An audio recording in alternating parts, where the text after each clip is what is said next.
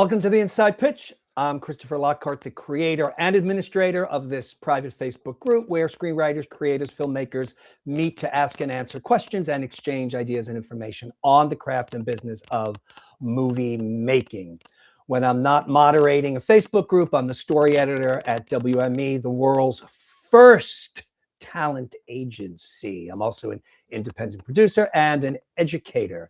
I do not moderate the Inside Pitch alone. I am assisted by Steve Enlow and the man who happens to be the co-host of these events.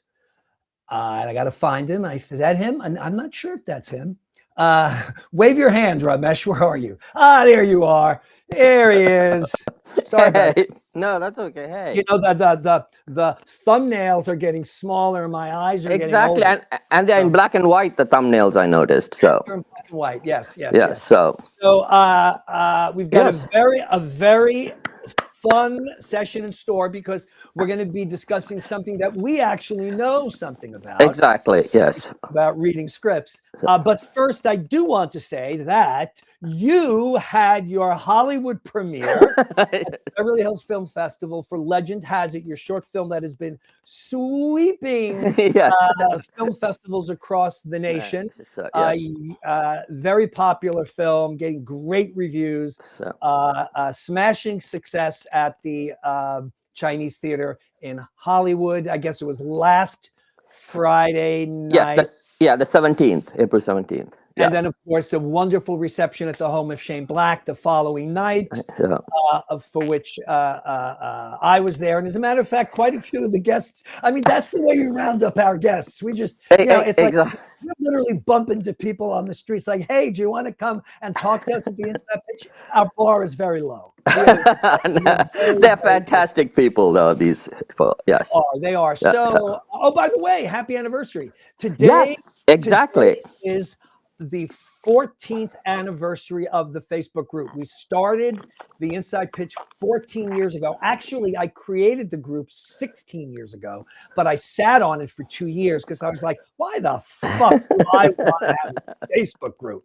So it took me about 2 years to talk myself into it. And now here we are 14 years later. I couldn't have done it without you, Ramesh. Thank you. It's Thank fun. you so much. Thank you, and thank you for your kind words. So why don't we get the show rolling? Why don't you introduce our pro script readers? Yes, we have 4 story analysts today, and we have Charlie Vignola, worked for more than 30 years as a development exec for Jerry Bruckheimer, where he helped develop some of the world's biggest movie franchises, including Pirates of the Caribbean, National Treasure, Bad Boys, and Top Gun Maverick. He's also a professional screenwriter, having set up a dozen projects at studios such as Disney, MGM, Sony, Spyglass, and currently serves as a professional script consultant through his company Script Genius. Our next story analyst is Helen Trong, who is a story analyst at Sony Pictures and has worked at agencies and production companies including Amazon, Paradigm, UTA, Alcon, and Participant Media. Our third is Mage Lance, who's also a member of the Inside Pitch, and she has spent the last 2 years working in feature development at Inside Media as a story editor. Before that, she worked as a paid reader for the Austin Film Festival and a script reader for outstanding screenplays. She is also a screenwriter with 20 scripts and 1 produced feature. And our fourth is Ray Colasa, who was born in Rochester, New York, grew up in San Diego, where he got his degree in film and TV production from San Diego State University. One of his first jobs in LA was as a PA on the Golden Girls, delivering scripts in the middle of the night and picking up lunch for B. Arthur. It's still the job that most impresses people. He started working as a freelance story analyst in the 1990s, mostly for TriStar, and has been with Universal Pictures since 1997. He may be the only one still at the studio who has worked on all the Fast and Furious films. He lives in Los Angeles with his wife, 2 cats who hate him, and twin daughters who also went to film school and are currently looking for work. So if you hear of anything, please let him know. His hobbies include collecting comic books, old toys, and jazz records. Welcome, everyone. Thank you for doing this. Thank you so much for being here with us. This is, I think this should be interesting because reading for the studios, you're reading for production companies, reading for Jerry Bruckheimer, for those are some, some big stuff. Mage, Warren Zide is that inside? Is that Warren Yeah, Zide? Okay, yeah, great. he's my boss. I used to see it at the old Walker's Cafe. Uh, uh, of course, he's responsible for the American Pie franchise, amongst other things as well. We got Sony in the house. Yes. Of course, when we're dealing with when you're dealing with Bruckheimer at Disney, and you're dealing with Universal, and you're dealing with Sony, we are talking about union readers also. Yes. Right. Independent production companies, I don't know about inside. I would assume no. I'm certainly not in the union because I'm not. I work at a talent agency. So, but we need more people in the union. I don't know about that. I want to ask that question eventually, which is, are there even any jobs for the people in the union? There's probably about 100 people on that list. And, how many of them are really working? How many of them are working full time? So let's just talk a little bit about that for a moment, because it's very real, which is that it is a profession, reading scripts, which sounds like it's like pretty cool, right? Like you're like hanging around, you're reading scripts, maybe you're doing it at the beach or poolside, especially if you're a freelancer, let's say. But my experiences, especially in the agency world, is that reading scripts is becoming a little bit of a lost profession. It is like a lot of the business, it's shrinking. And where agencies, I won't talk about what's going on at my own agency, maybe because I'm not supposed to. So I'll just gossip about other agencies. And so a place, for instance, even like CAA, which used to have a large army of freelance readers, cut most of them. And I was also under the impression that they had a very large number of in-house full-time readers at one time, which has been, shrunk down dramatically. So, is this a dying profession? Who wants to take that? I think it's under threat. It feels like everyone is worried, that I know. But it feels kind of like everything feels like it's under an existential threat with AI in regards to film. I know the agency you're talking about. I have a friend there, and everything you said is true. And I think at Sony we just got red weddinged, so they cut half our staff. Okay, interesting. Yeah. And that was a staff that was, I think, pretty consistent for like, I don't know, 50 years or something. So yeah. It's been a concern. I think one big thing is they want to grow. A lot of the studios have moved to like streaming, and we're starting to make gains in streaming. I think like we just brought Netflix in. I think Amazon abs, obviously, I think maybe Apple might. I probably shouldn't speak too much. I had to turn on that, but I think it's everything is shifting so fast that we're trying to bring people in and save jobs and save this as a profession. Yeah. Charles, anything you want to say about it? Yeah, my observation is that as she was just talking about, AI is obviously spreading like a poison cloud across the business in every aspect, whether it's special effects, whether it's screenwriting itself, whether it's like, budgeting, line producing, everything. But the reality is reading scripts was always about assessing material, right? The bottom line is it's about stuff is coming in that has to be considered. And then you have to figure out of all those things, what's the very small percentage that's worth kicking upstairs to let people know it's worth your attention. That hasn't changed. In fact, I would argue maybe with AI and with the advent of more people interested in screenwriting, there's more people than ever trying to write screenplays. There's more scripts than ever that are being generated, whether it's just a person by themselves or with AI help. So who's assessing all that material if it's not, readers? Is it AI? I'm not sure anybody is anymore. Well, that's the thing. But the thing is, like, when I was at Bruckheimer, we got a deluge of material all the time that obviously had to be gone through, because how do you know what to talk to Jerry about? How do you know what to flag?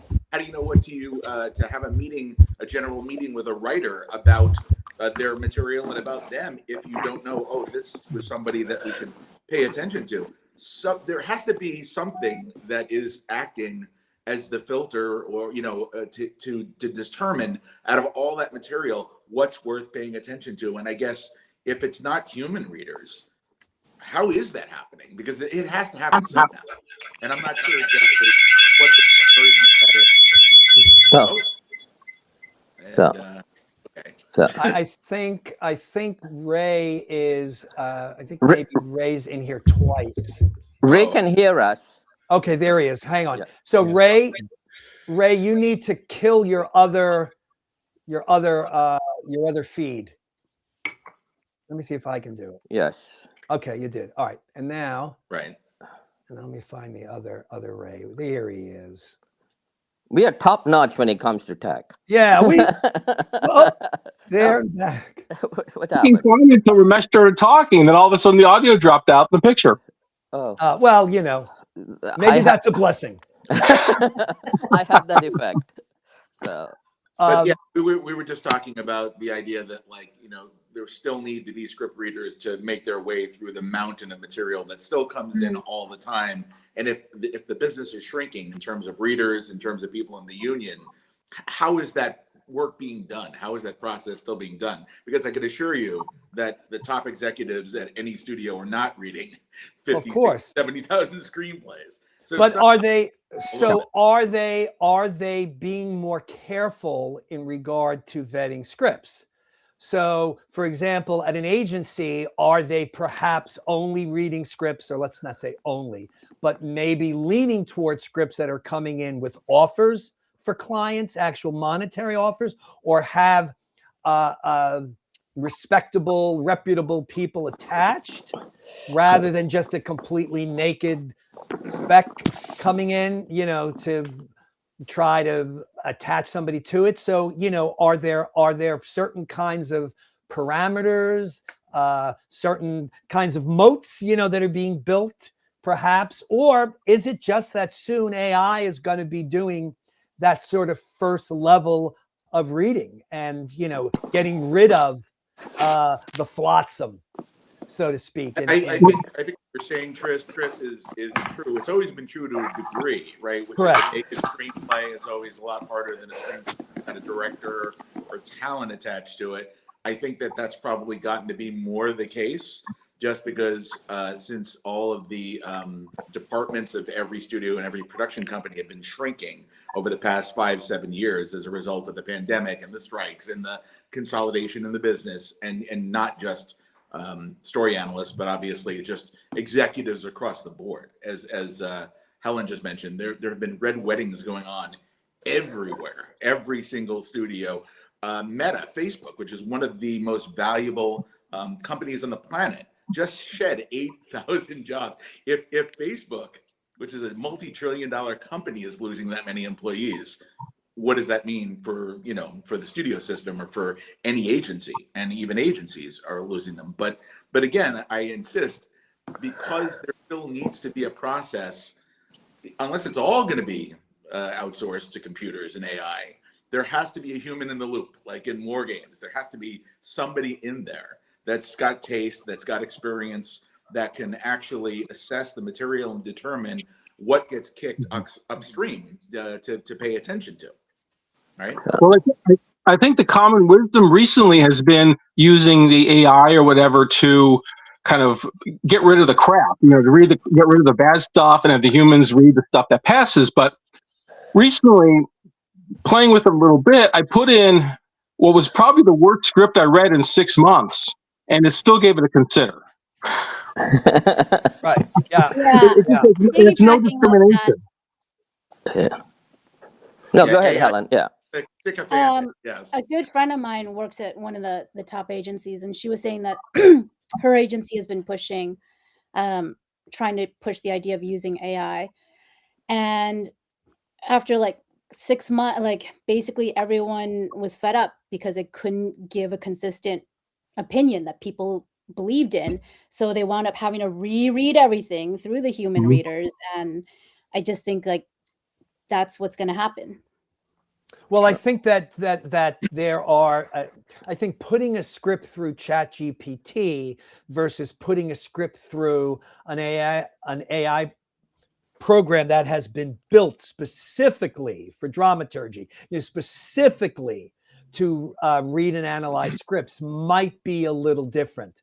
But I'm no expert at that. That's for sure. And yes, there's no denying that AI generally tends to want to make us happy. And so it is definitely, it seems at least programmed to be positive.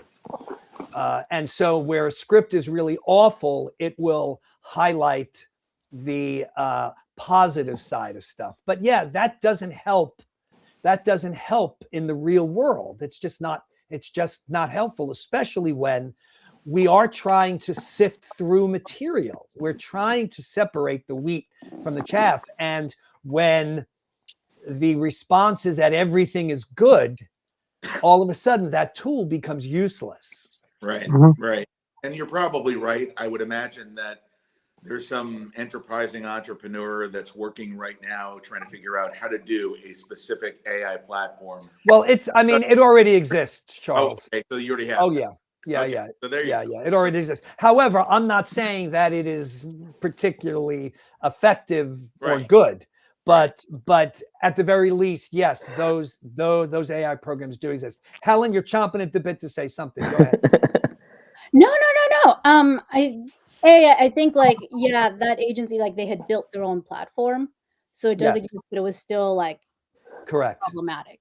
Correct. And yeah, I feel like AI is like a little bit of a bullshitter.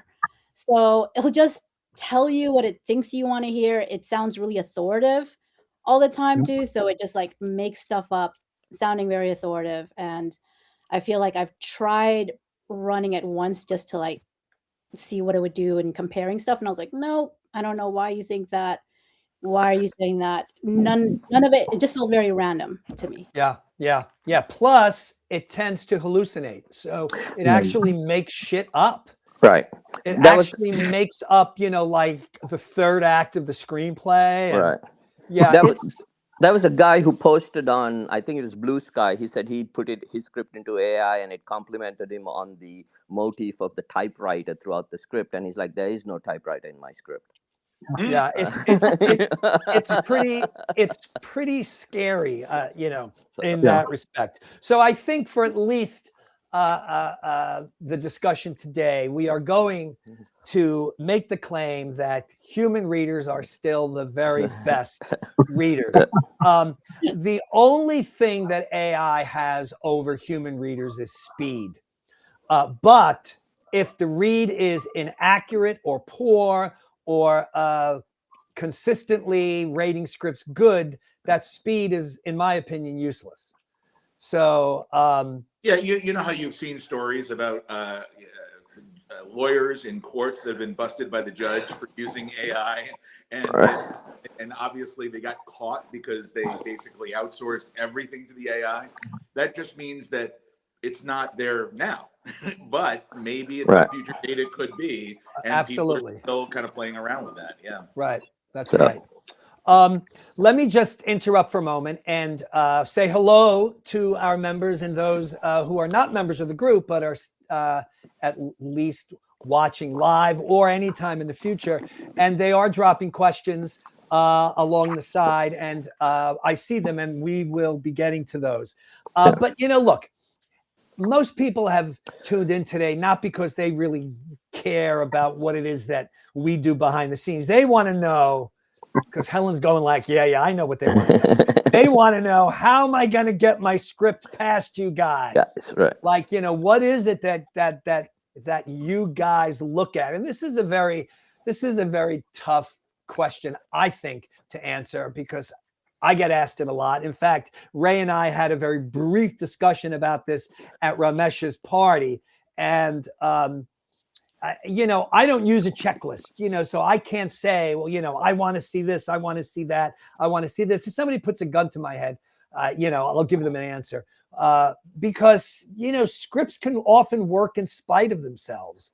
So, I understand that, but let's just very quickly go around and just sort of ask, maybe, what is the one thing that, if you can crystallize it to just one thing, what is the one thing that you really expect from a screenplay or want to see from a piece of material?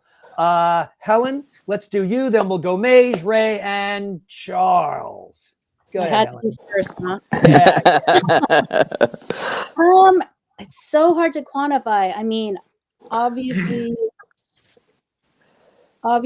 it's just like I want to feel like an emotion. I want to feel exactly the way you feel when you watch a movie, that like I'm just hooked in. And usually I can tell, like, in 5 pages, like they just get you.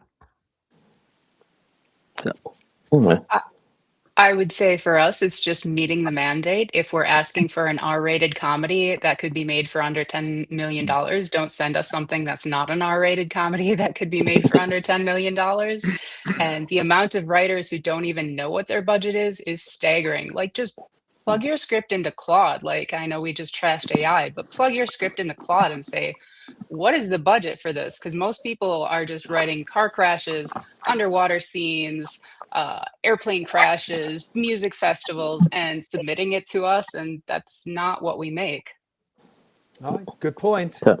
Hmm. Ray? Oh, well, for me, I work at Universal Pictures, so we tend to make big films. I'm on a lot of franchises.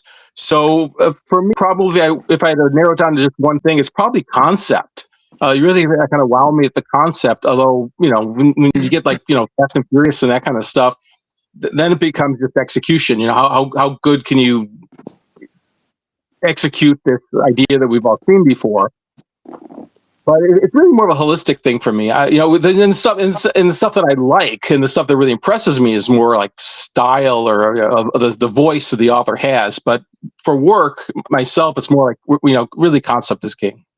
Okay, yeah. And Charles?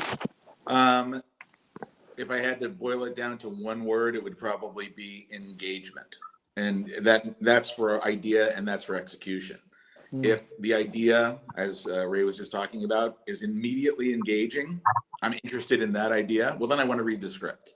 So that's the first thing. I'm not going to even read your screenplay if the idea itself isn't engaging.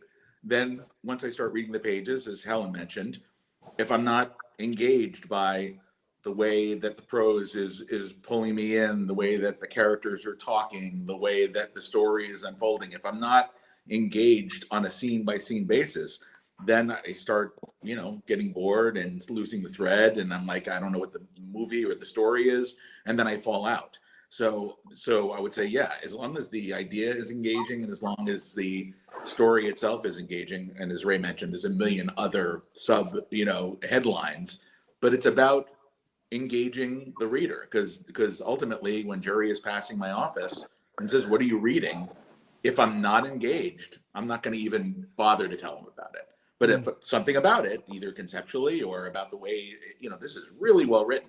The idea can be great and the execution can be subpar, but the idea will draw me in.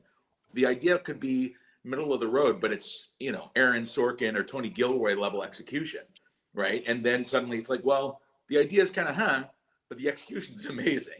So then you'll pay attention to one of those two things. But yeah, I'd say engagement. All right, good answer. And how about you, Ramesh? I'm with Helen. I want to feel emotion, but and also when I get to the end, when it says fade out, I want to know there's a movie there. It's because I read a lot of scripts where, and Helen's right. Honestly, by page 5, page 10, you can tell whether this is worth reading. And a lot of times I have to read the whole way through. But when I get to the end of the script, I'm like, you know what? There's a movie here. It may not be perfect, but it can be worked around. It can be fiddled with. It can be developed further, and it may be just a rewrite away or two. And so that's what I sort of look for. What does that mean, though, Ramesh? What does that mean? That there is a story, there is conflict, there is drama, there is you're being pulled into it. You can picture the movie while you're reading it. Okay. You can if it's a horror film, there is dread on the pages. There's it's very tough to. I found it's very tough to scare on the page in a horror script. But the way it's written, the way the good writers know how to do it. And the same with action or even because let's face it, if you're going to read a rom-com, immediately, boy and girl at the end, they're going to kiss somewhere, and that'll be the end of it. So, make the journey enjoyable for me. Don't just sort of run the same sort of, they have a sidekick, she has a sidekick, they get all the jokes, and then it just sort of plays out in sort of a little bit of a tired fashion. But the same thing with thrillers. I read a lot of thrillers where writers just sort of fail to add any tension to the script, to the story. You're reading this and like, this is supposed to be a thriller. It is supposed to thrill me. It's supposed to thrill the audience. It's just sort of so matter of fact, and it's just, you would think that the writer just puts a little bit more energy into it, and there is no emotion. And so that's it. So when I get to it, I'm like, you know what? I can see a movie here. It obviously might oftentimes needs a little bit of work, but if a producer sends it to me and goes, hey, I've sent stuff back, and the producer might call me back or email me and goes, hey, is this, I read your coverage, is this salvageable? And I go, yeah, but you need to do this, this, this, and this too, to make sure. And he's like, okay. And I said, you just can't right now. You have to sort of, someone in your company, if you want to develop this, is going to have to sit down and work with the writer on this. Well, something Ramesh is bringing up is 100% true, which is one of the things you're evaluating is the expectations of the genre you're writing. Right. And as you just said, if it's a comedy, is it making me laugh? If it's a romance, am I feeling swept up in the emotion? If it's a thriller, is it suspenseful? I mean, on a very bottom line gut level, depending on the genre you're writing in, is it meeting genre expectations and hopefully exceeding them if it's an original screenplay, because that's how you get me hooked. So if it's action, is it very exciting? If you're not doing that, then it's a failure. Yeah, then you move on. Thank you. I want to go into the idea of engagement a little bit, because Ramesh, you use the word tension to describe a thriller. I would, of course, say that every script must have tension, even if it's a comedy, absolutely. even if it's a children's film, right? Because that is right. That, yeah. And I was not insinuating that. Yeah, no. But so I'm just building upon it, and because that is what creates engagement. Because even if a script has some good laughs on the page, if you're not pulled in, if there isn't a reason for you to turn to the next page, then there's no reason to do that. Being able to have consistent tension through the script, that would be tension within an individual scene, but then also a through line of tension that goes from pretty much, the beginning, or at least the end of the first act, all the way to the climax. So you really need to have tension working on all levels, which I think really helps to create engagement, at least from my personal experience. And then Ray, you mentioned concept. Right. And so I think that's interesting. And then Ramesh also said something. And so I just want to say that for me personally, and everybody else here should chime in. And, I don't think that I'm sounding, like this is any kind of epiphany, because it's really just screenwriting 101. For me, a good concept for me is conflict. Yes. I can hear and see and feel the conflict in the concept, and I think that concept is enough to sustain a screenplay for 120 pages. That conflict sounds like it will be enough to pull me in and engage me. So for me, everything always comes down to conflict. Well, that's very succinct. It's the conflicts in the concept. That's what you just said, and that is exactly what it is.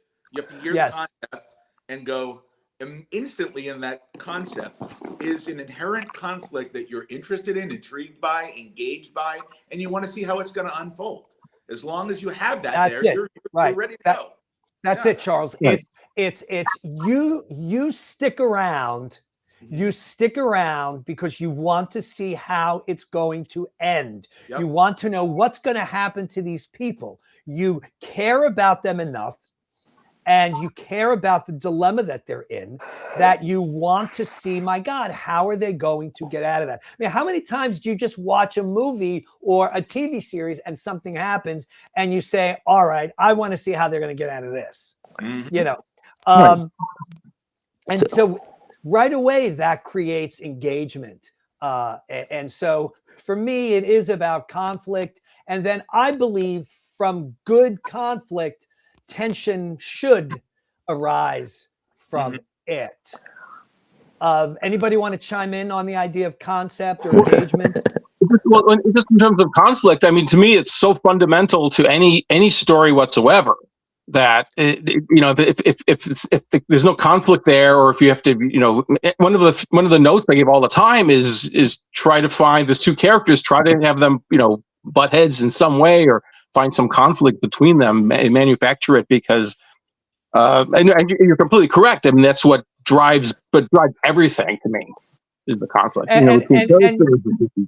between the concept or anything. So, and yet it sounds basic, but how many scripts do you read are really sort of lacking conflict or lacking intriguing conflict? Lacking the kind of conflict that engages. I'd say probably, great many. Right. The thing that gets you through the door is it's got to be, as you said, the conflict is in the concept, but the concept and the conflict have to be a little novel or unique. In other words, when I'm hearing, I ask you, what's the idea? Logline obviously has a very specific meaning within coverage, but if I ask you, what's your movie about? And you give me one or two, lines about what it is. A couple is going through a divorce. That's half of an idea. But what's going on beyond that, and that's where it gets more interesting. If the couple is involved or against the backdrop of something bigger, like a romance, a poor boy, rich girl fall in love is not a movie. Poor boy, rich girl fall in love on the Titanic as it's about to sink. That's a movie. So because it's the idea of a concept versus a movie, right? So a concept is something like Jim Carrey cannot tell a lie for 24 hours, right? An unscrupulous lawyer cannot tell the truth for 24 hours. That is a concept. Yep. And it does, of course, conjure up, like a lot of Saturday Night Live sketch material, but it's not a movie until you activate the concept. You have to activate it, and you activate it by putting it in a backdrop where there's actually something that has to be accomplished, right? So in Liar Liar, and Paul Gay, one of the writers of Liar Liar, happens to be a group member. And so, hi, Paul. And but so the script gives him the most important case of his career. So he has to win the most important case of his career without his ability to lie. That's your movie. You see? So until you give him that goal, until you give him that mission, you haven't activated the concept. The concept is relatively static. And then you activate it by giving them something to do. Because if you just say, you know, a lawyer has to tell the truth for 24 hours, well, so then maybe he takes a trip to Barbados and like, what is that? You know, like, so. But if you give him the biggest case of his career and he doesn't have his toolbox of lies, now what? Now you've got conflict, right? Now we can totally get it. Well, what you're clarifying is conflict and concept individually are important, but you need both of them in order to have the premise that is going to make us, the reader, go, that's a movie. That, correct. You know, well, an idea I love is the movie 50 First Dates with Adam Sandler and Drew Barrymore. Like when I heard that concept, I was like, that is brilliant. Like it's novel. I've never seen that before. Romantic comedy. What was the concept again? I remember reading the script way back when. Yeah. In short, the concept is a guy falls in love with a girl. They have the most amazing first day ever. It's love at first sight. And then he wakes up with her the following morning, only to discover she's got short-term amnesia. And every day is like a reset. And he quickly realizes, it's Groundhog's Day. I have to make her fall in love with me every single day. And it's like, he loves her so much. And it's like, you see that happen. And like, as a screenwriter, I'm like, God, am I jealous? That is a perfect, like, very funny romantic. And you're looking all the time for like, what's a clever way to do a romantic comedy? Groundhog Day, right? This kind of like louse guy who is like, you know, stuck living the same day over and over again. It's another variation of 50 First Dates. But like, how do I get out of this loop where basically like I'm experiencing the same day over and again, and I'm falling in love with this girl? It's a romantic comedy, but it's also kind of an existential, dramatic situation. And as you mentioned, it's concept plus conflict. Both of those things together give you the high concept idea that will pull me in as a reader. If you can do that, you're way ahead of the pack. No, go ahead, Helen. Oh, I think I was just I was thinking of, in your example, Charlie, about like the, you know, guy and woman getting divorced. It's like, then you put something like, and then they're both assassins. Yeah. And then they're hired to kill each other. And it's like, all of a sudden it's like, oh, now I'm in. That's activating the concept. Exactly right. Like what another example I use a lot is a guy's child is kidnapped and he's got to get the kid back. That's half of an idea. Right. What's the other half that makes it interesting? Well, if it's ransom, it's an inversion. They kidnap my son, and I'm not going to give a ransom. I'm not going to pay you a ransom. I'm going to put up a bounty on the kidnappers. I'm going to turn it around on them. That would be an example of like, okay, spinning it around. That's spinning it around. There's a million movies about somebody who's kidnapped, but you have to find out what is the interesting thing that suddenly like creates anticipation. There was an idea about, I've never done anything with it, but it was an idea about like a guy's child is kidnapped, and somehow the guy whose child is kidnapped finds out where the kidnapper lives and kidnaps their wife or their child. And basically when the guy calls and says, where's my money? And like, I have your child, I have your wife. Okay, now I can go there. I've never seen that, but that's like something that if you saw that in Netflix, you know, trailer, you'd be like, all right, I want to see how that turns out. You know, exactly. You got to figure out a way to turn the normal concept on its head. And Helen's absolutely right. Do you all of you read, I mean, I know Maj, do you read mostly comedies and horrors because of where you work? Yes, that's the majority of what I read. Okay, so this is a good question for all of you. And someone asked this, at what point while you're reading, do you say, you know, okay, I don't have to read any further, or do you actually wind up reading the entire script? So for comedies, we give it to about page 30. If it's not funny by page 30, there's no point to read the rest because the person doesn't understand comedy. For horror, I always read the whole thing.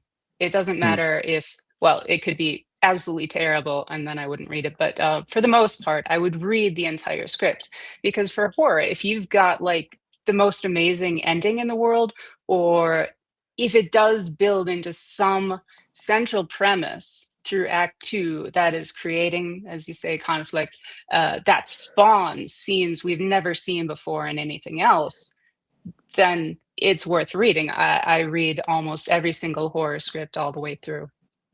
Okay. Helen? I read everything all the way through. I feel like just out of general respect for the writer and just, I'm sure it's just expected in my job, I would read everything all the way through. Yeah. But do you know at some point while you're reading it, you read it all the way through, but at some point, you know what, I'm passing on this anyway? Yeah. Yeah.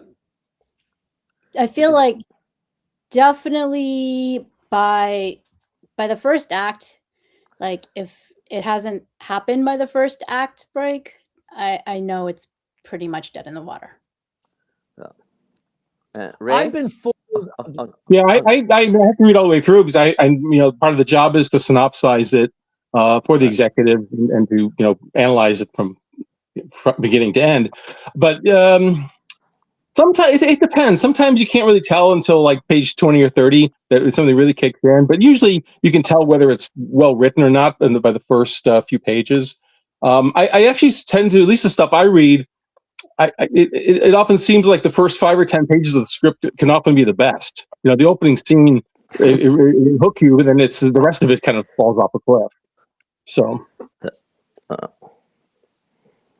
I was going to say that I on a few occasions I have been fooled, where I'm like, yeah, this is a pass, this is a pass, this is a pass, this is a pass, and then you get to a point beyond the first act where something happens and the entire script flips. And I'm like, okay, so this is interesting. And the one script that comes to mind is A Beautiful Mind, where,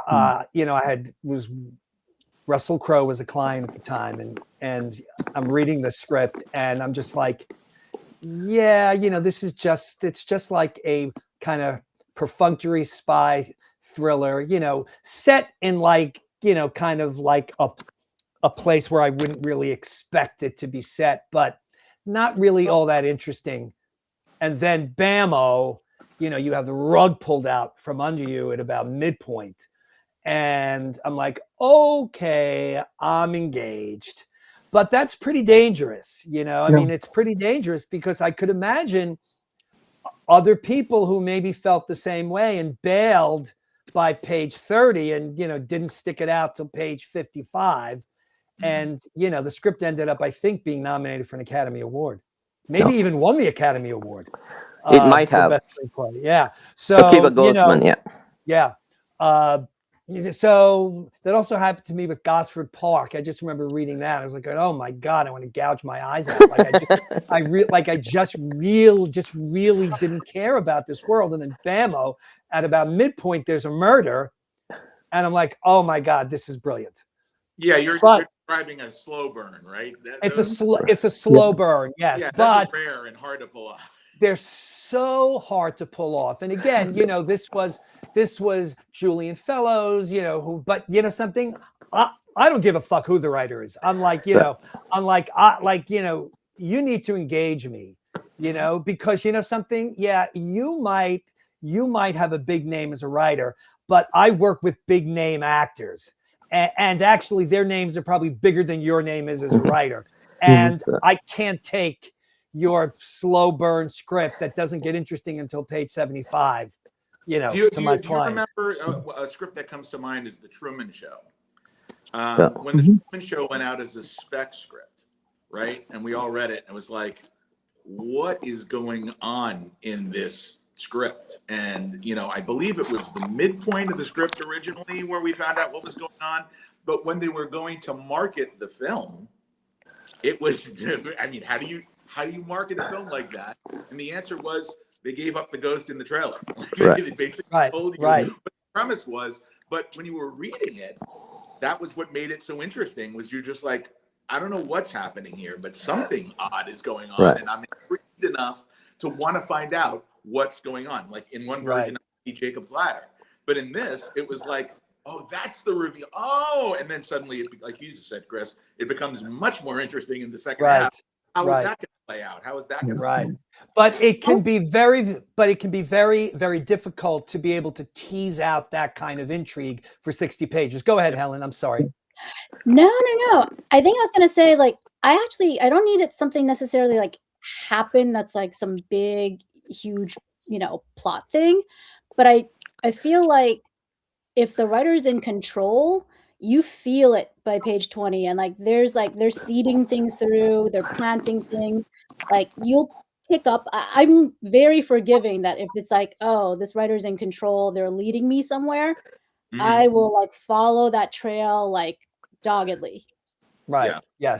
Yes. Yeah, I think Chris and I were talking about this the other night. Is that when you're reading something, the better the script is, the more you want to read it. The weaker the script is, you're more willing to give up because it's not satisfying, it's not engaging, it's not doing that stuff. But even if it's a script that you just know it's going to be complete pass, your studio's not going to touch it, but it's a compelling read by a good writer and you're engaged in it, you want to read it from start to finish. If it's a script that you don't care about, and then it's like you're more tempted to skim it and everything else. So.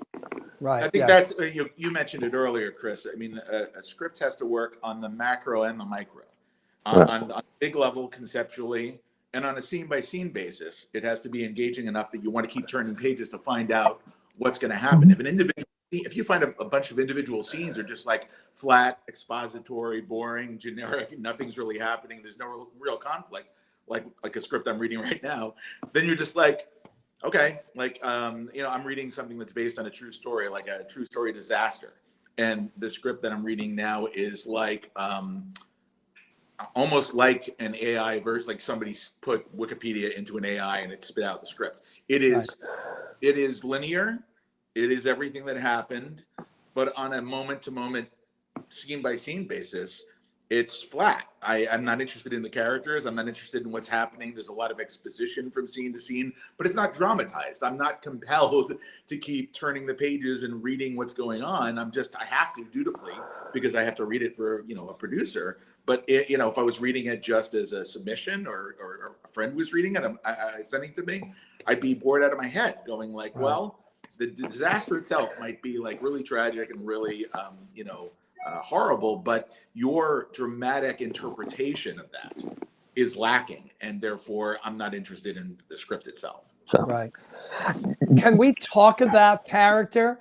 Because we're talking about concept, we're talking about engagement, we're talking about tension, we're talking about conflict, but let's face it, at the center of all of it is who does all of that stuff revolve around.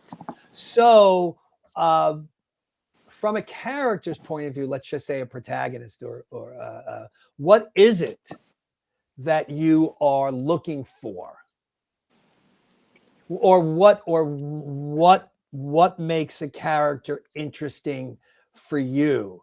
I can say that for me, and this is just, I don't expect this in every single screenplay that I read, but to me, the most interesting characters are always the ones that are kind of smack in some kind of moral dilemma. For me, I think moral dilemmas always make for the most interesting drama for me. And so anytime I get, a script that really sort of engages that kind of thing, those kinds of questions, I'm usually a sucker for those. Again, they have to be well written, but I love a character who's faced with a very strong moral dilemma. What about you all? What do you look for in a character? I think a little broader than that is a character having to make a choice.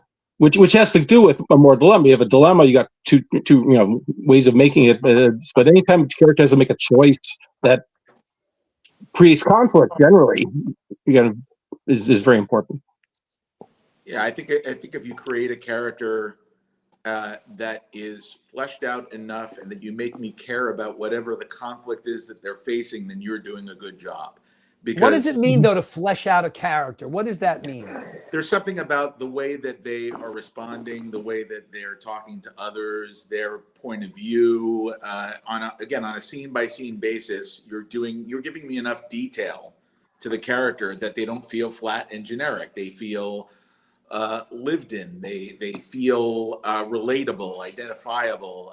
Even if it's identifiable in a way that, like, I am not that person, but that person is desperate, or that person is greedy, or that person is the talented Mr. Ripley. Like, somehow you're making me feel like, okay, this character is interesting as a character, and they're facing a conflict that I find compelling. Like, again, Groundhog Day. Bill Murray's a smart ass who's suddenly faced with a conflict he can't smart ass his way out of. Okay, well, that's the conflict is in the concept. That is what's interesting. So if you do that, then I care about the characters, and I want to see how is the character going to navigate the conflict. And as Helen keeps saying, it doesn't have to be Titanic big. It could be a small personal story about just like a character who suddenly finds himself homeless, trying to work their way. Look at Ordinary People. Yeah. Right? Absolutely. This is, it's about a teenager who's just like trying not to kill himself. Right. And there's no car explosions in that movie. No, but the stakes couldn't be bigger. Exactly right. Yeah. Exactly right. Maj, what about you in looking at scripts that maybe are not Oscar bait, let's say, what do you look for in a character? Well, we still look for the same things. We make sure that the main character is active and not just reactive, that they're actually driving the plot. And one of the things you can do to make your character stand out is just cover up all the names and see if you can identify who is your main character based on, like, is their voice standing out the most? Are their actions driving the plot? Are they coming up with the ideas that nobody else would think of? Are they coming up with the solutions nobody else would think of? Are they saying, hey, let's go do this next? Like, the main character needs to be the one that is propelling things forward scene to scene. It's basically the same as any other genre. We look for that in comedy and horror. And in horror especially, we want to make sure that the main character is smart.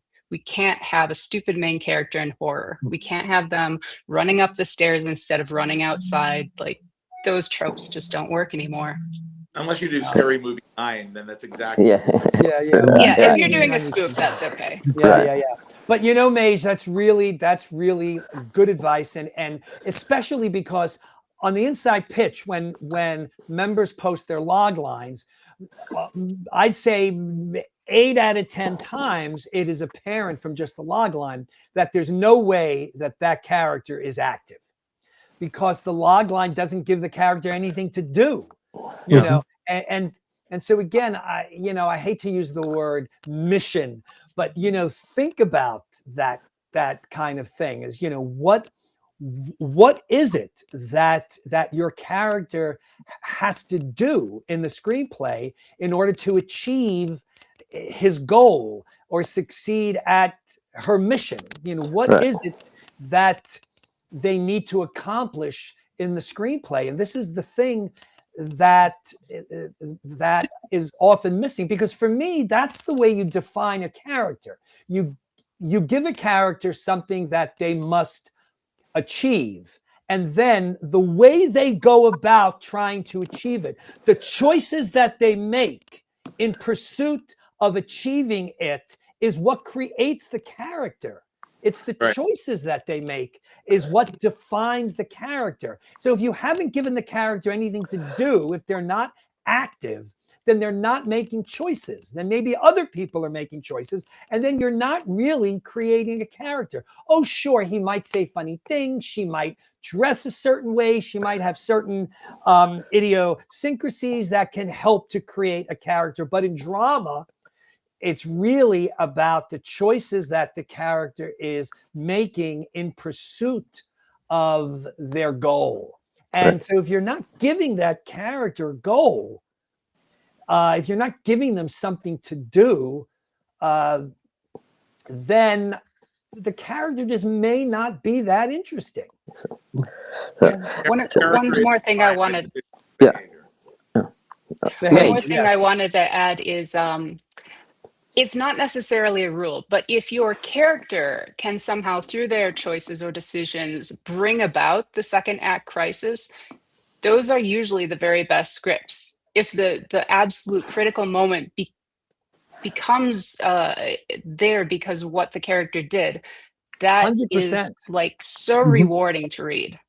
Yeah, I mean, I feel like almost every single turn in the screenplay should really be because of a choice that the character makes. Sometimes the choices backfire. Most of the time, the choices backfire, because if everything is always working, then the movie will end by page 35. Right. So, ultimately, a lot of things have to go wrong for the character. Even if the character makes a good decision, the fallout from that, perhaps completely unexpected, might then, of course, have a negative impact, which then they have to overcome. Action and reaction. And Right. Action and reaction, yeah. build during the course of the story is moving. Yeah. Right. Helen, what do you look for in character when you're reading scripts? I mean, I'm assuming at Sony you read all genres, right? Yeah. Literally, Christopher, you took the words right out of my mouth. I'm sorry. I was about to shouldn't- say, bad. no, bad, yeah, bad. I was say that, but it's like, I feel like character is like, you are exactly what you do. Everything you do defines who you are. I like that. By the way, you said it so much better than I did.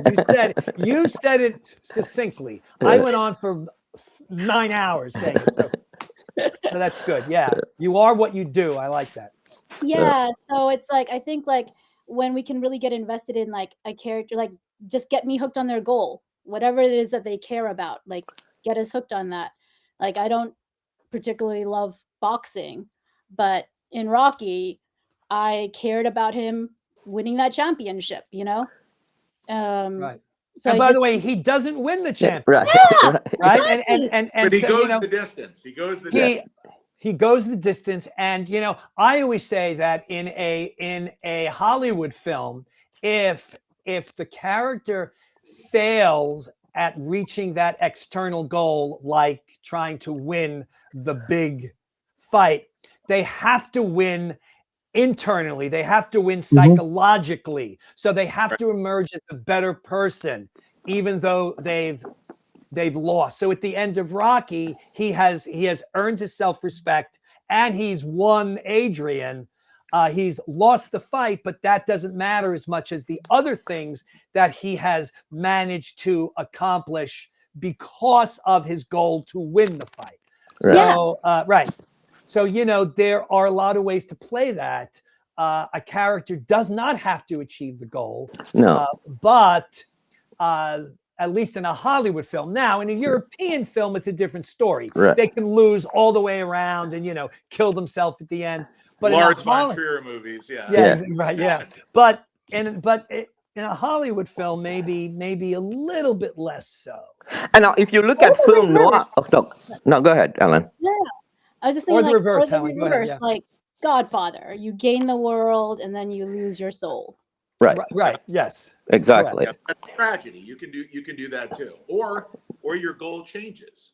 You think A is going to make you happy, but the journey makes you realize, no, it's B. E is important, and that is also very satisfying. If you do it right. Yeah. And that's why sometimes in log lines we will get, they do something and then they find the true meaning of love or the true meaning of Christmas, and you're like, okay. But I think that's the other thing. But honestly, if you look at film noir is riddled with protagonists who never get their goal. Yeah. They almost always fail. Mhm. Double indemnity, body heat, whatever it is, they don't. But that's part of the genre expectations. Is Right, exactly. exactly. Right. It's just how do you get to that? Yeah. Right. So, Somebody's asking about log lines, but we're definitely not going to talk about log lines in this session since we do it all the time in the group. Right. And we also have about 40 other videos on our YouTube channel. Quite a few of them revolve around log lines. Right. So go watch those. Yeah. And I wanted to ask about maybe what are some things that you see in screenplays that you wish you didn't see? What do you think writers are doing that maybe they shouldn't be doing? The first thing that I would say is what I've already said, which is too many inactive protagonists, protagonists that have actually nothing to do in the story.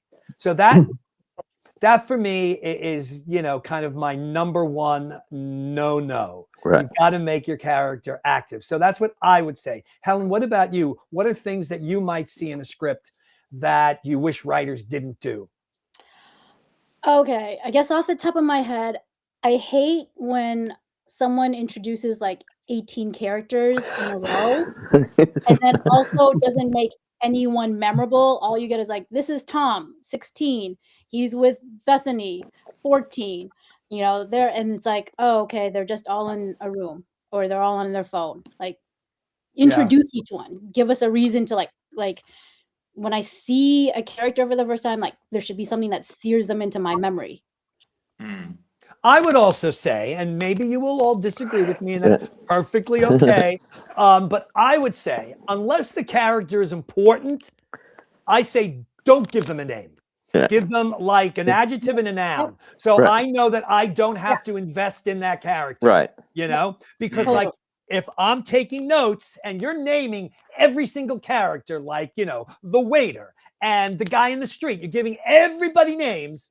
I'm writing all this shit down and it is confusing and it is distracting from your important characters. So I would say my advice would be if the character's not important, meaning that it's just a line or this or that, it's not anybody that we have to make a mental note of, then maybe give us a hint by just saying, angry waiter. Yep. Instead of calling them Michael Jones, and we're like, oh, Michael Jones, that's going to be an important character. I got to write that down. So at any rate, but that's very good because there's nothing worse. I mean, I've read scripts where like within the first 3 pages, there's like 25 characters and you're like, whoa, come on. And then the worst part of that is you'll go on and you're like on page 70 and it'll say Jennifer walks in and you're like, who's Jennifer? Right. Yeah. You're like, you have to go back to like and then you realize Jennifer appeared on page 5 and then disappeared from the entire script. Yep. Right. Yeah. And I've seen some writers do that. They'll mention Jennifer, who you saw earlier, which sometimes that's what I was want. just going to say that. Yes, exactly right. Yes. Jennifer, exactly. Peter's assistant. You're like, oh, okay. Right. Yeah. So, Mage. Mage? Yeah. I think one of the easiest things that any writer could do is just read all your dialogue out loud before you send it out to anybody. That'll help you catch like repetitions, tongue twisters, lines that like nobody actually says out loud. And also just pick a scene, try to memorize a part and then perform it yourself. Like if you can't memorize and perform your character's dialogue over a page or two, don't expect an actor to do it. They don't want to memorize this huge monologue that doesn't make sense and has a whole bunch of difficult to say phrases in it.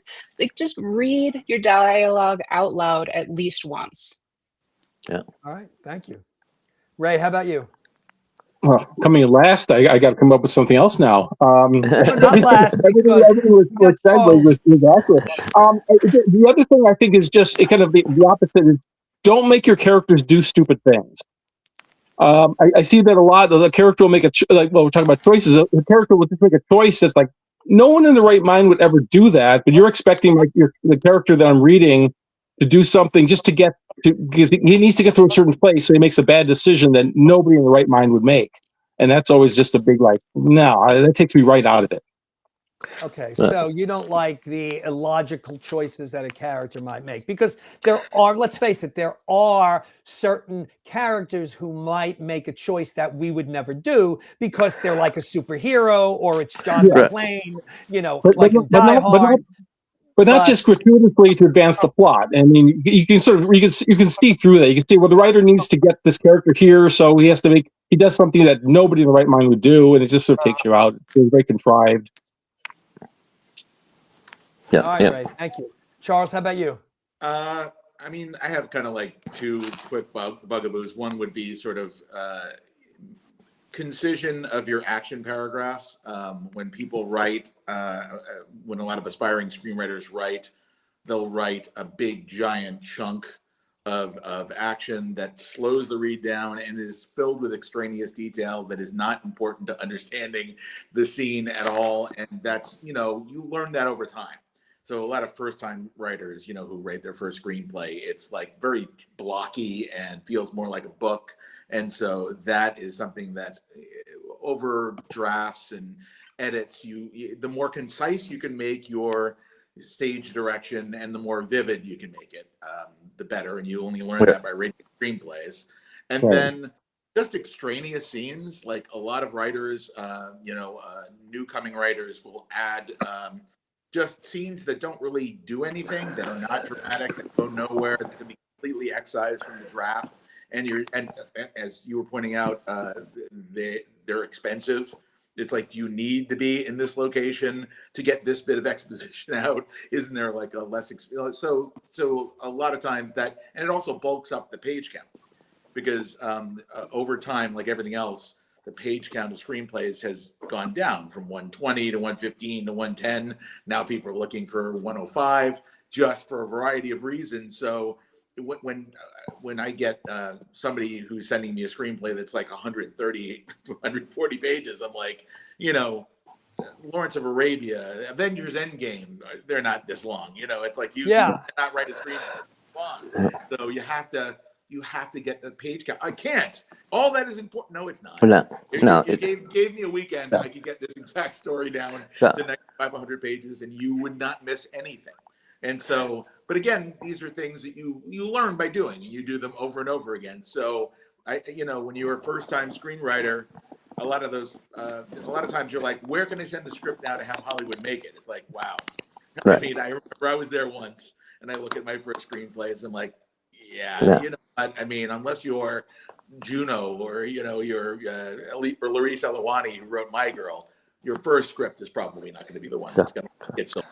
So. No, I've given that note a lot too. And Helen and I both read for the Gauntlet, and I'm sure she has it too. I just gave a note the other day where I literally, like, there were 22 lines of description, and in my notes, I rewrote it in 3 lines. Yeah. Mm-hmm. And I said, I haven't lost any of the detail that you have put in here, or the action that takes place, or the description, but I managed to say it in 3 lines, and you took 22 to say it. Correct. Yeah, screenwriting is an art of economy. Yeah. And go ahead, Helen. No, it's kind of like I'll say 2 things. Like, I also hate the converse where people try to make it as flat and stripped as possible, because it's like it's got to like still be evocative and like feel like something vivid. Right. Yes. And I feel like the best kind of screenwriting is like, it's like an iceberg. Like, you see 10%, but 90% of it's below the surface, but you feel it, you see it, you know? It's also psychological. The thing is, we read so much we don't want to read. So when you give us a screenplay that is like just all text all the time, and it psychologically, I don't want to read it. I'm already being put in a bad mood. So I'd rather read something that like just moves a little quicker on the page. And again, growing up, I didn't have access to a billion scripts online, right? We had to go digging through boxes at Hollywood Book and Poster on Hollywood Boulevard back in the 80s to find a script. But now you have no excuse. Go on ScriptSlug, go on any of these sites that have contemporary scripts and just read them and see how they express things in a very concise visual way, and just rewrite. You're gonna wind up rewriting a lot, once you're done with your first draft. That's what differentiates a professional writer from an aspiring writer is you'll go back in there and you'll constantly tinker and rewrite and get it shorter. Well, that's what you should be doing at Right. least. Yeah. Someone asked, do you write a character so a big name actor might want to portray it? What are the qualities, criteria, and dialogue? What makes a character most appealing to you? First of all, I would say that we've kind of already discussed that in many ways. You know, just to kind of recap. You know, we said active character, we said choices, right? Sure. You know, have those choices be intriguing. Everything that Mage sort of covered, I think, was almost kind of checklist in that respect. You know, that all of those big decisions, especially the ones that are leading to the plot points that are turning the script, should all be in the hands of the protagonist. You know, I'm looking at a script for Denzel. Those are exactly the things that I'm looking for. At the end of the movie, it's Denzel who kills the bad guy. It's not some, you know, secondary character. You know, it's just sort of all of that kind. I actually gave that note once on a thriller script where the conclusion was done by someone else, and the example I used was, imagine if at the end of Silence of the Lambs, Clarice Starling's roommate killed Buffalo Bill and not Clarice Starling. I'm like, Clarice has to kill Buffalo Bill. Right. You cannot have someone come in and just sort of take care of it for the protagonist. Right. And it sounds like it's screenwriting 101, right? But I don't. Oh, but it just doesn't always play out that way. No. That's all. Right. Also, again, you know, the emotionality in the character. We spoke about emotion. That was the one thing that Helen said. It's certainly the biggest thing for me is emotion. We spoke about conflict. You know, the idea of, again, you know, having a really intriguing concept that then puts that character in a really intriguing, maybe slightly different dilemma, like Charles brought up the idea of ransom. You know, so I think those answers have already been said. So, you know, listen very intently to what we're talking about, because I think a lot of this stuff applies to a lot of other stuff. Something, Ramesh, that you said, which I don't think we talked a lot about, is that, you know, movies, to get a movie made, you got to get talent attached. Right. You've got to get a star to want to say yes to your screenplay. Right. Well, why are they going to want to say yes to your screenplay? It's going to be, in addition to the story being great, a character they're going to want to play. So the character has to be distinctive enough in the screenplay to get, you know, Emma Thompson or you know, any Timothée Chalamet. Why are they going to want to play this particular character? And if you hook Timothée Chalamet, you got to go movie. You know, so you have to make sure that the characters just are also distinctive. There has to be something specific, unique, interesting about that particular character that's going through whatever the conflict or the dilemma is, that a star can look at and cock their head and go, I haven't seen that take or that angle or that character before. Jennifer Lawrence says, I want to play that character, even if it's about postpartum depression. I want to play character. So it has to be distinct too. Good point. Let me just add, if I may, just a tiny bit of reality here, because often a lot of the elements that attract a star are absolutely not in the hands of the writer. For example, who's directing the project? You know, big movie stars want very specific directors. I'm generalizing, of course, but they want certain directors. They want to work with certain directors. And if you have a director attached to a screenplay that the actor loves, but the director is not somebody that actor wants to work with, then it's a pass, you know? Right. And also money, which again is also out of the writer's control. How much is the offer? You know, are you going to pay an actor that makes $25 million a movie? Are you going to offer him $500,000? The odds are he'll probably pass. I'm not saying he definitely will, but he probably will pass. So those are things that are out of your control. And I bring them up just because, remember, it's not all about the writer and the writing. Right. It's very complicated business with a lot of moving parts.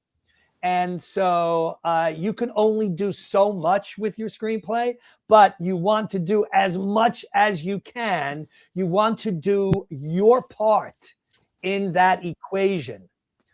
Because, by the way, not only are you trying to attract a big star, but if you do want to attract a big star, that also means that you have to attract a big director.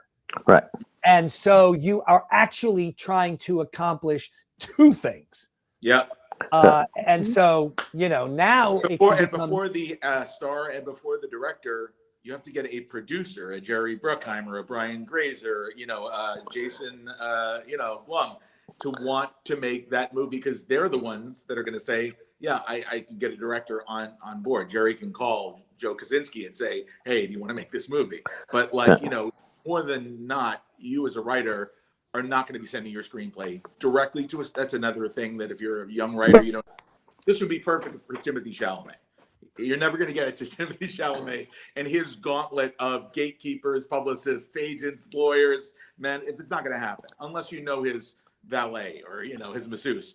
But it's going to go to an agent or a manager who's going to probably send it out to production companies. Or if you have a friend who's an assistant at a production company and they read it, then you can call an agent and manager and say, hey, Saturn Films is interested in my script. That's how I got my first agent. I got a friend at a production company to read it and like it. And that opens doors because it's like, okay, there's actual interest. They already started digging the hole. Yeah. So, Helen, and do you guys also read books and stage plays? And I was once actually I was asked to do coverage on a recipe book once. And it was fun, actually. I didn't do the recipes, but I read them. But do you read stage plays and books and all of that? And also, do you have mandates? We read everything. We will definitely read plays, definitely a lot of books. We'll read webtoons, we'll read articles, we'll like everything. Mandates, I wouldn't really say we have any specific mandate. I think our mandate is generally like the more theatrical, the better. Because we really try to focus on having a theatrical experience. So a common thing for us is like, is this theatrical enough to like pull people into a theater? But we don't really have a mandate. Okay. We kind of go on just like, could this be a movie? Is this do you feel strongly about this? Okay. Can I just jump in for a second? I just want to take a detour for a minute. I just want to touch upon the union. I want to ask some personal, sensitive questions. But just, and this is public information. How much does, I'm not asking you how much you make, but how much does like a first year union reader make with like overtime? How much can they make a year? Can you guess? Just about kissing six figures. Okay. Yeah, I think the hourly. I think the hourly starts at like 43. I think something like that. There's a 40-hour guarantee for the union, and I don't know what the math would be on that, but I think it starts around 42, 43. I know in 1989 the weekly was about $660 a week. So it's got to be a little more all these years later. Probably. All right, and the readers union is in the editors union, correct? Yeah. Yes. Mm-hmm. Yeah. What's the number? What is it, like 700? 700. Exactly. 700. Okay. Yeah. So if anybody out there is just interested, because it's kind of fascinating, that there is a readers union that you get a pension, right? You're gonna get a pension. Yeah. I mean, it's like it's pretty serious. So you should check it out. How would anybody get a union job as opposed to a crappy freelance job?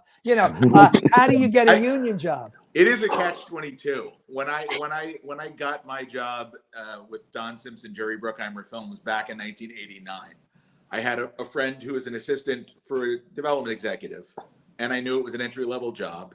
And I said, "Can you arrange an interview?" And I got an interview. They liked me, and they offered me the job. I, by the way, never read the script in my life. I bluffed my way through the interview. I didn't know what coverage looked like. I just got samples from friends. I wrote up the coverage. And weirdly, they wanted to hire me, but they called back a day later and said, there is a story analyst guild, and according to the rules of the guild, because we're at Paramount, we have to interview 3 non-working members of the guild before we can hire somebody who's not in the guild. That's the rule.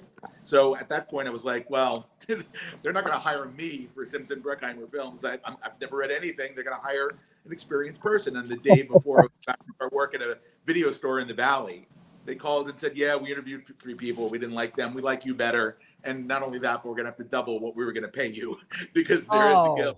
So that's, yeah, it was a weird catch. How did you all start in being story analysts, by the way? Helen, how'd you? Basically, I'm also like an aspiring writer and director. Right. So I think in film school, we had to do internships. So I interned at a production company, and, you know, you just want to read screenplays anyway, but I was reading screenplays for them and writing coverage, and then kind of realized I had a knack for it, and they really liked what I had to say. And then you're like, oh, this is a job that you can actually get paid for. Mm-hmm. So, sure. Mage, how did you get into this? For me, I had placed in the Austin Film Festival in 2019, and they send out an email later saying, hey, do you want to be a reader? They have you just do coverage of a script to start. So I did reading for Austin as a paid reader for a few years. And then one of my friends had sent me a link to Warren's post on Facebook. Warren Zide was looking for a story editor, and he's like, you should apply for this. So I did, and I read some scripts for Warren, gave him my thoughts, and that's basically it. And Ray, how did you? Well, I was working at a TV production company, and they had just done Dead Poet Society at Disney, so they had a little production office on the film side. And just in terms of visiting them, occasionally I got to know them, and I just said, I said, can I read some scripts for you? And then after I got laid off, and some person there got laid off and ended up somewhere else, she called me up, said, you want to read for me? And I did. And then that led to work at TriStar, freelancing for a number of years. And then as the regime changed, so everybody from TriStar went over to Universal, which is a union shop, and they brought me along. So nice. Funny how that happens. Yeah. Funny how that happens. Somebody's asking a question here. It says, do the big agencies ever modify an old script, 10 to 15 years old, like update, diversify characters, retitle? I mean, I don't exactly understand what you mean by do big agencies ever modify an old script? Writers certainly. I mean, you know, writers do, and production companies do. Agencies are not production companies. But an agent might say to a writer, hey, that script that you wrote 5 years ago was really great, but maybe right now in this particular era, some things aren't working. Why don't you rethink it a little bit, modify it, you know, blah, blah, blah. I mean, I think writers are constantly reconstituting stuff, recycling old material.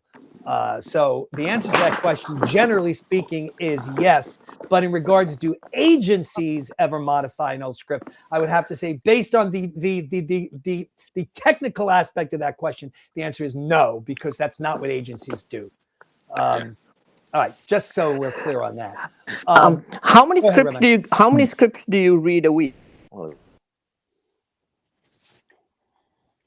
How many scripts are you reading a week? Yeah. Well, the union, you can only read like a certain amount of scripts. You know, you're not allowed to read 80 scripts a week, are you? Unless you get paid overtime, maybe. But exactly. Right. So what are you reading? Like 1.5 scripts? It's basically, yeah, it's like I want to say No, like no, it's not. a little There's no over specific 1. requirement. I don't believe. But it's generally about 1.5. For a while at Universal, we were doing per day. 2 a day, yeah. Wow. Okay. Look at Helen's like, So- wow, that's Yeah, I was like, that's whoa. work. you would- 1.5 for me. I'm just 1.5 for me. So, Try reading an 800-page book overnight and having to cover it. That occasionally has happened, and that is a nightmare. But that's the business. oh, I've read a 400-page book in a day. Yeah. And had to do coverage on it. I got Yeah. sent two. Way to I read a got book. sent two. I got sent 2 scripts that they asked to, like they wanted it overnight. They sent it Yep. to me in the afternoon, and they wanted it overnight. So I had to read both scripts. I sent it to them at 5:30 in the morning, and then went to bed. But that's that's the job. I mean that sort of goes with the territory a little bit. Here's a random question for Charlie. When you were reading for Jerry, did you get to read Con Air? It was a favorite of mine and my dad's, and was the first script I ever read.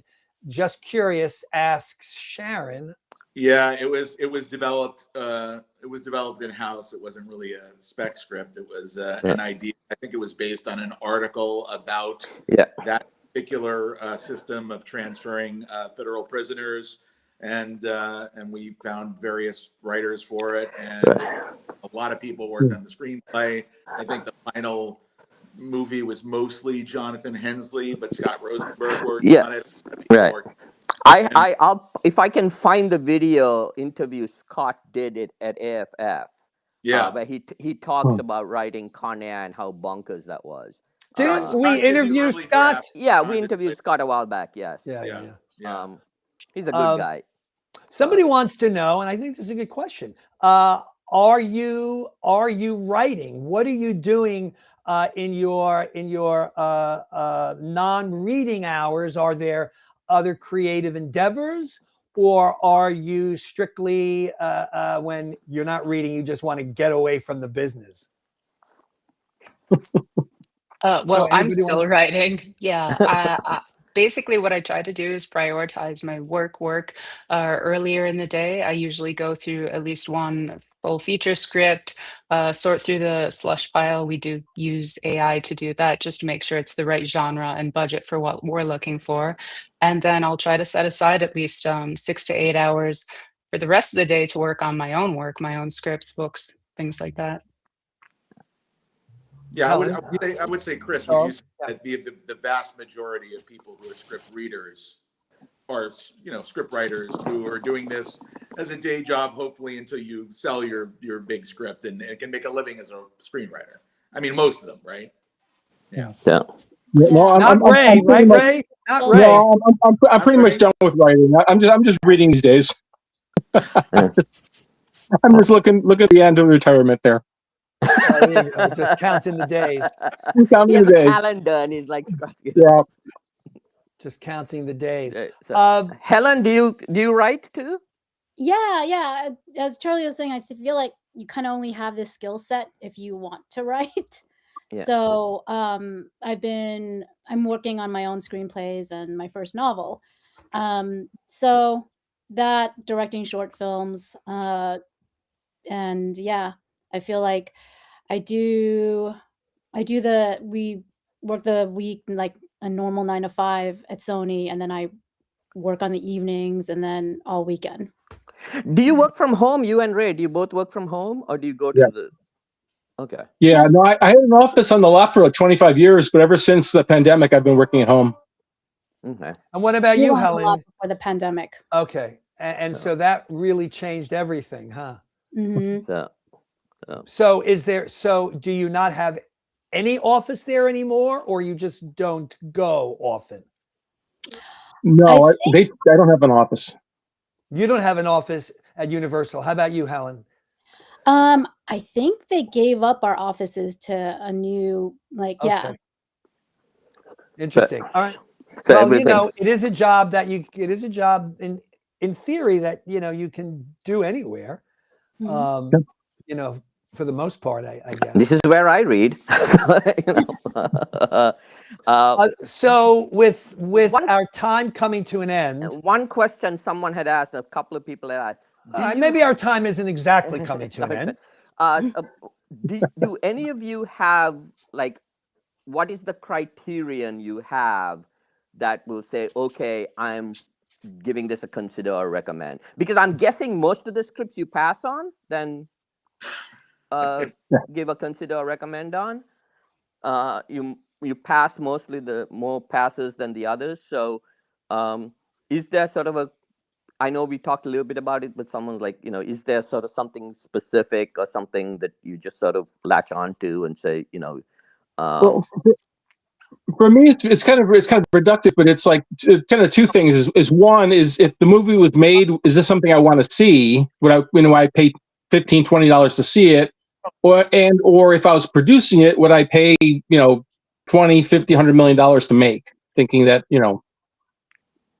that it'd be profitable? Well, going back to something Mage was talking about, it really depends on where you're reading, right? If you're reading at the studio level, if you're reading for a production company, it's like, is this a movie idea that the company I work for or the studio I'm with would be interested in, based on what we've already made and what we're looking to make? And then the other one would be, past the idea, is there enough here, as Ramesh mentioned, to work from? Is there something beyond just a good idea that you can use as the blueprint to build an actual workable, shootable script from? It can't be like 5% there.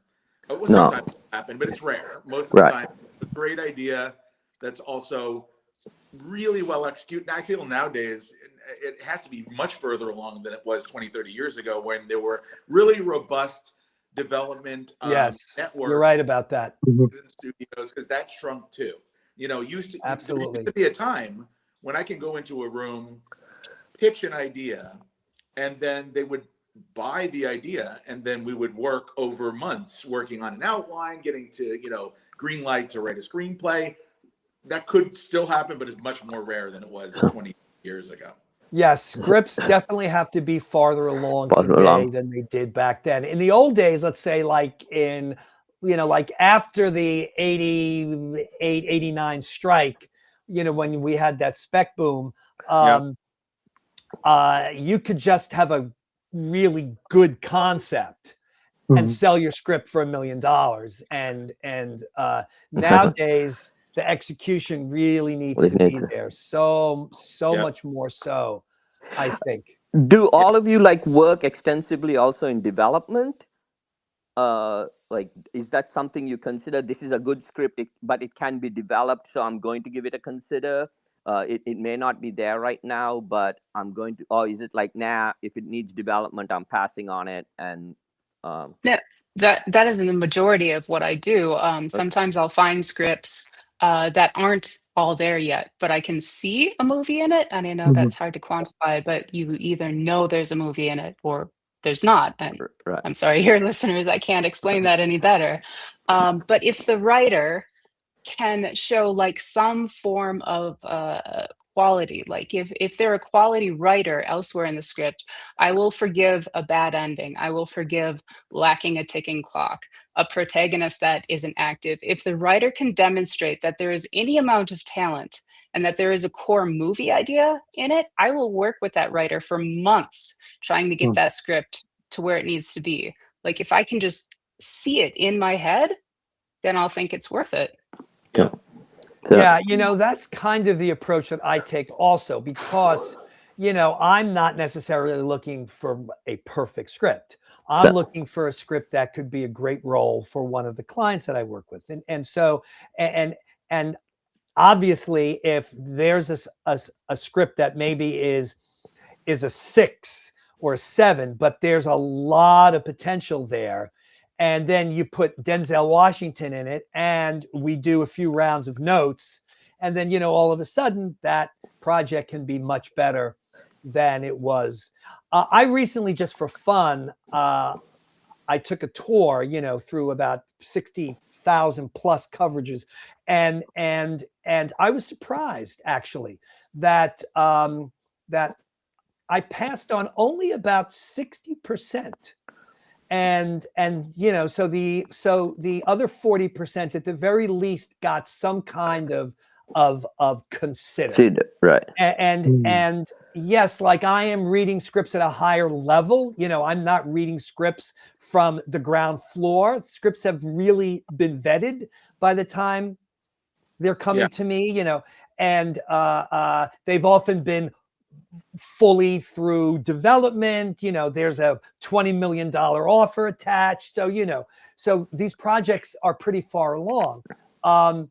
And so I think as a result, you know, I tend to be like probably more lenient than I think a studio reader might be, you know, maybe with like a stronger mandate. Because if I think that there's potential in it, there was a screenplay that I read that I thought maybe on a scale from 1 to 10 was a 5, but I thought the character was a 10.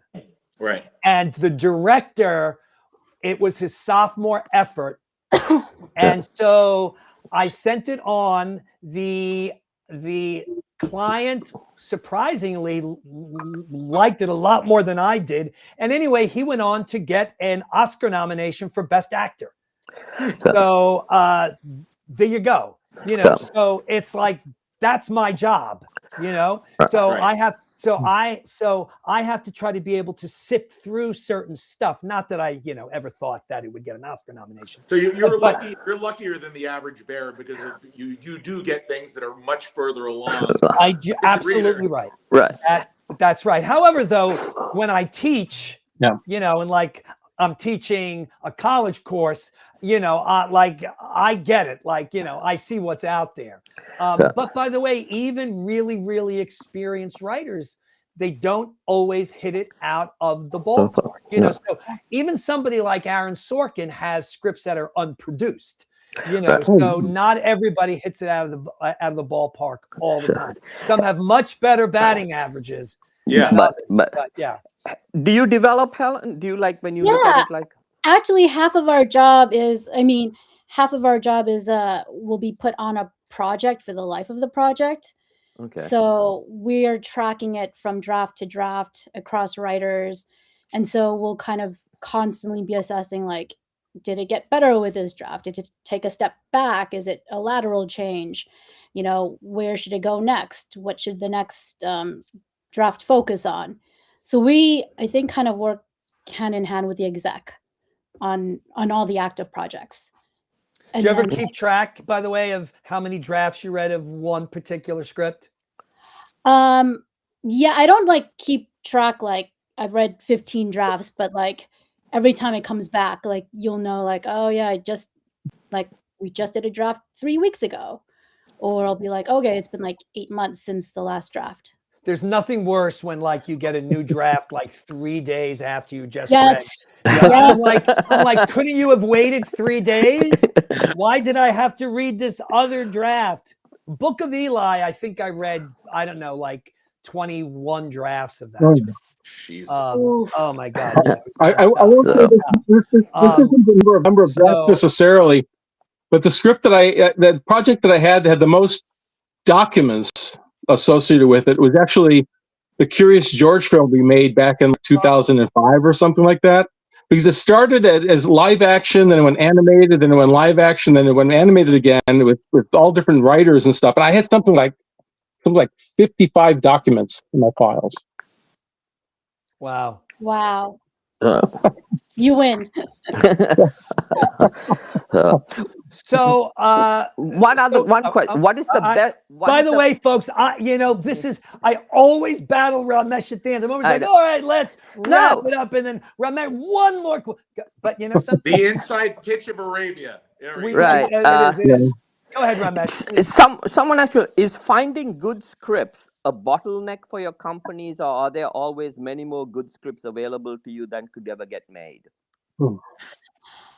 That is a good question. There's a lot of pretty good scripts, but the amount of really great scripts is actually pretty rare. I'm thinking of one script that I gave a double recommend to, and A it's double maybe recommend. yeah, it's like Is that like a like, double yeah, dare? like, you Wow. double Double recommend, dog like dare? Wow. yeah, Double be ready secret to like quotation. wake Spielberg up in the middle of the night. But I read it and I was like I'm reading, I'm like, man, yeah, it's hitting everything. And then like by the end, I was like, I don't know what I could change. Yeah. Everything is great. And then I literally my boss called me and she's like, are you sure you want to do this? By the way, The double recommend? yeah, she's like, are you sure? The execs are gonna feel very skeptical, possibly. You know, she's like, and I was like, thought about, I was like, let me think about it. Let me call you back. And then I thought, I was like, no, I'm gonna go. Like, it's a double recommend. Extremely rare. Very, very Yeah. rare. So You know, May- I can say that I have read a lot of very good scripts that are not films. And I will constantly go back to those. So anytime I get somebody who says, hey, you know, we're looking for scripts for this particular actor, I go back into that well and I pull out those old titles of these really good scripts that may never get made on a rare chance that they might get made. And it's worked a couple of times, not a whole lot, but it's worked a couple of times. So I was on an online screenwriting board the other day where somebody was talking about parallel development and how there's, you know, multiple Robin Hood movies, multiple asteroid films. So we had done a movie called Armageddon back in the 90s, and there was Deep Impact that DreamWorks was doing, and both movies came out the same summer. And what very few people know is there was a third asteroid movie in development at 20th Century Fox that didn't get made. And ironically, it was the best script of the three. And what happened was we got a call from Fox saying, listen, we've got this asteroid movie. We're not going to be able to make it because the filmmaker is currently dealing with production problems on the movie he's currently shooting, the writer-director. So do you guys want to incorporate it into Armageddon? And so Charlie read the screenplay. And it was unbelievable. The writer-director was James Cameron, and the screenplay and the movie that he was having production problems with was Titanic. He was busy doing Titanic, so he couldn't get to the asteroid movie. So the best one just didn't get produced, and it still remains my favorite unproduced to this day. writer-director. Yep. Sometimes it happens. yeah, there you go. Is there a bottleneck for you, Mage, or is it just? I would say there aren't many scripts that I want to go to bat for, that I would champion. And the ones that I do, sometimes Warren doesn't agree. Most of the time he agrees, but then sometimes we can't find a financier for it. And if we can't get it financed, we can't get it made. And Right. then there are others that are fantastic scripts, but they're not what we're looking for. For example, the R-rated comedy, we got this like Mean Girls-esque script that I absolutely loved, but it was a PG-13 script, very sweet, but we can't make that. Because you're making R. Yes. Yeah. Yeah. Okay. Right. There you I go. don't know if the bottleneck so much in Universal, but the way I always look at it is we get several thousand. I don't know if the number is 2,000, 3,000, 4,000 scripts a year coming in, and we make 20 movies. So you can sort of see where that bar is for, what's going to get what's going to get past us. So I think my pass rate is probably like maybe 5%. I mean, my consider rate is like maybe 5%. Same. And of those that get made, how many of those are sequels, prequels, reboots, remakes, IP? Exactly. Any studio. That's the other thing. Somebody's asking about hard copy versus digital. Is anybody reading hard copies anymore? Not the pandemic. I would love to, but it would just take too much time and kill too many trees. Yeah, you wouldn't be able to. You would have to traipse over to the studio to pick them up, or it's just nowadays everything is done digitally. Also, it's less paper. It's more environmentally friendly. One last question, so that our members understand. What does your average, your normal coverage look like, template-wise? Like, what are you giving when you read a script? What are you giving your execs? Helen? Yeah. So there's two types. Like a regular submission, I'm giving them like a 2-page synopsis, followed by a page of comments. If it's like a project notes kind of thing, then it's much more detailed synopsis, like maybe 3 pages synopsis, and then a list of all the changes from the previous draft to this draft, and then it'll be like 3 to 4 full pages of like actionable notes. Do you use an idiot grid? Like, you know, The tick boxes on Yeah. concept. Excellent, Yeah. good, Yeah. fair, and Yeah. boring. Yeah. I call it an idiot grid because, you know, the idiots who don't want to read the screenplay and they certainly don't want to read the coverage. They just want to look at the grid in the back to see Yep. if it's a script they want to look at. And if Right. everything is in so-so or fair or poor, then it's a pass. I call it the idiot grid. So, Mage, Yeah. what's your So if the script is a pass from me, usually I'll send Warren like 2 or 3 paragraphs why. If I really like the script, if I want to see it made, I will send him more. Like I will send him all the reasons that I think this is great. These are the issues, but these are how I would fix them. And then when we're doing development with the writer, sometimes my development notes will be like 7 to 10 pages worth of notes. So I go all out. So you're using more of like a memo form of communication rather than a specific kind of like template, for example. Like, are you including a log line when you send it to Warren or no? It depends. If it's a script that I found myself that I want him to read, then I will include a title, genre, log line, a synopsis, all that. It's not really coverage, but it's just basically this is what the script is.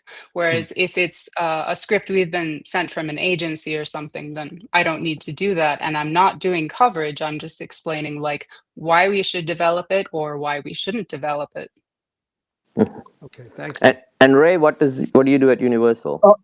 Very, very similar to what Helen described. You know, we have a template, we have a format, but it would print out to be about a page to a page and a half synopsis for me, and a page and a half of comments. I work a lot of projects, in which case, again, it's all longer. You know, do 3 or 4, sometimes 10, 12 pages of notes, depending on what it is. But lately, they've been trying to get shorter. We've been trying to do it as shorter as possible. No one wants to read this shit. Yeah, I was going to say, is there any kind of quality control? So, do you ever have anybody who would say to you, "Oh, there were too many typos here," or your synopsis isn't particularly strong, or do you have any kind of checks and balances, Helen? Yeah, we have like a story head. So she's the one who assigns the projects to us or the submissions to us. And she would definitely go over for like typos. Sometimes I'll put like the same character's name twice, for instance. So she catches the typos, and she'll kind of give some context too, where sometimes I forgot to look at like the attachments, and she'll be like, note the attachments, or she'll be like, the execs were thinking this. Does that change anything in the context of your notes? Interesting. Okay. How about you, Charles? Why don't you answer Ramesh's question? And was there anybody there who would check your work? The format was pretty much the perennial format, which was the log line, 1 or 2 sentences describing the premise, then the comment summary of, why or not you should pay attention to this script, then a page and a half synopsis. Although internally, if it was like, projects we're developing, that synopsis is going to be 4 pages, something longer. And then comments, about a page or 2 of comments as well. And as far as anybody like reading over my shoulder, or no, not really. It was just, I was kind of like, started out as the story analyst or a creative executive for the company. And so we had external readers for some of the overflow, but for the most part, if it was important to the company, I was like, first line of defense. And you were the go-to guy. Yeah. And let me just say, by the way, if I may, that I had a friend who worked for Bruckheimer for a while, and he would always talk about Charlie, and he would talk about Charlie like he was almost like a ghost, like a legend, like, you know, he really didn't even exist, you know, and it was, and so when I finally met him, I was at Ramesh's party and I went, I have been hearing so much about you over the years. You are a legend. You are a legend. So, yeah, so you that were, was you were fun. talking about idiot grid. There's something even shorter than the idiot grid, which was when Don Simpson calls you into his office and says, "So is it a movie or not?" With that tone. There you go. It's that or that. Yeah. You have to, you man up and basically say, no. Like, would you put up your 50 million or 100 million for the script? And that's a real like gut check moment. So yeah, hard. You know, I remember when I first started and I read a script, my boss asked me, he said, "So does this writer have a future?" And I said to my boss had no time for any bullshit. But I had a really hard time answering that question. And I said, I don't think it's fair to judge a writer's future on one screenplay. Right. And I could see you starting to steam a little. So I kowtowed. I said, based on this screenplay, no future.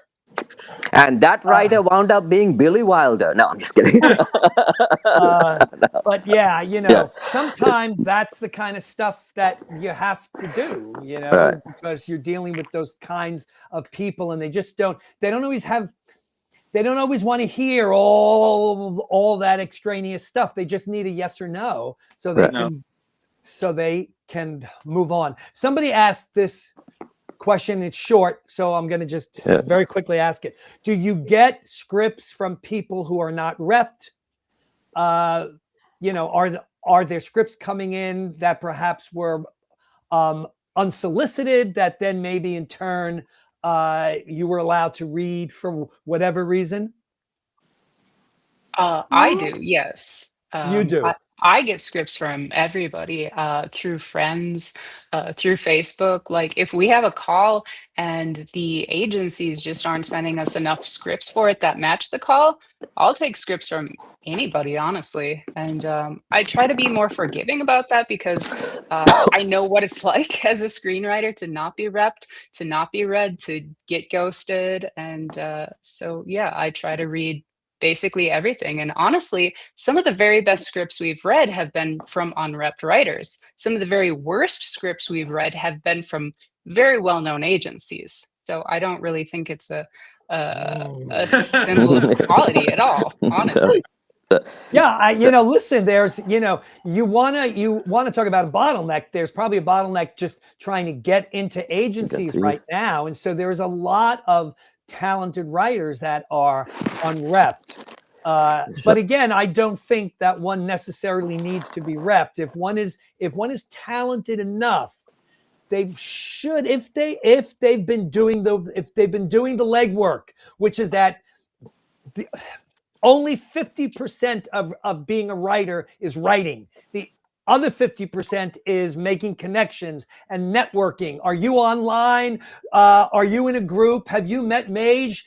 Do you know Mage? So that when she puts out a call, because sometimes she drops them inside the inside pitch. She's like, hey, you know, we're looking for these scripts. And so you have to be places. You have to know people. If you are isolated as a writer, you're fucked. So, you know, you really need to do both. How about you, Helen? Are you looking at scripts that are unwrapped or unsolicited, or at a studio maybe a lot harder?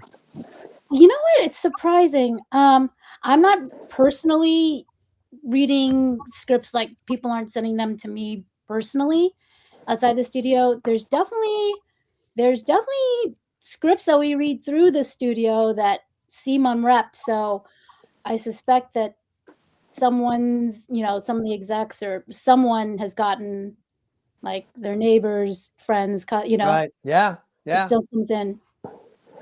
That's the game. Ray, does Universal, do you get scripts that are not from like the big agencies? The same thing. No, we don't.